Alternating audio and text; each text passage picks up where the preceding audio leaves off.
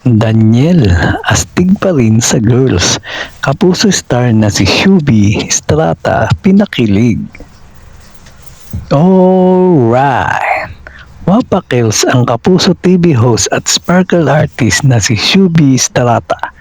Kung kuyugin man siya ng mga fans ni Daniel Padilla, inaasahan na kasi ng dalaga na mababa siya ng mga netizen dahil sa pinost niyang litrato sa social media kasama si Daniel.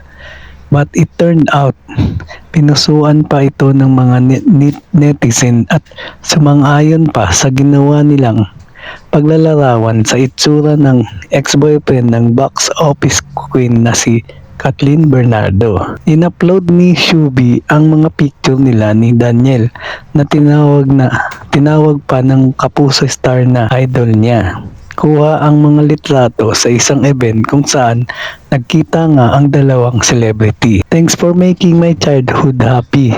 Ang inilagay na caption ni Shubi sa ipinost niyang TikTok video. Nilagyan pa niya ito ng background music, ang isa sa mga pinakasikat na kanta ni Daniel na Simpleng Tulad Mo. Ayon pa sa Spark Artist, totoong totoo ang mga komento ng mga fans ni DJ na nakakakilig at malakas pa rin ang dating ng kapamilya star.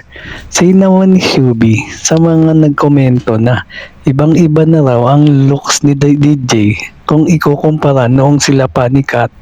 Mas gumwapo pa ang dating ni DJ ngayon. Narito naman ang mga comment ng netizen sa TikTok video ni Shubi na napapanood tuwing umaga sa unang hirit ng GMA 7. Iba pa din talaga ang dating ng isang Daniel Padilla. Uncrush, never, dead man sa basher, haha, ayon sa isang TikTok user. Sinagot naman siya ni Shubi ng so true. But parang may kilig, iba pa rin talaga ang dating ng isang Daniel Padilla, saad pa ng isa pang netizen.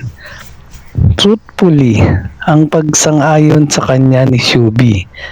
May mga nagkomento naman na posibleng magkasama sina Daniel at Shubi sa isang project dahil open na ang ABS-CBN at GMA sa mga collaboration.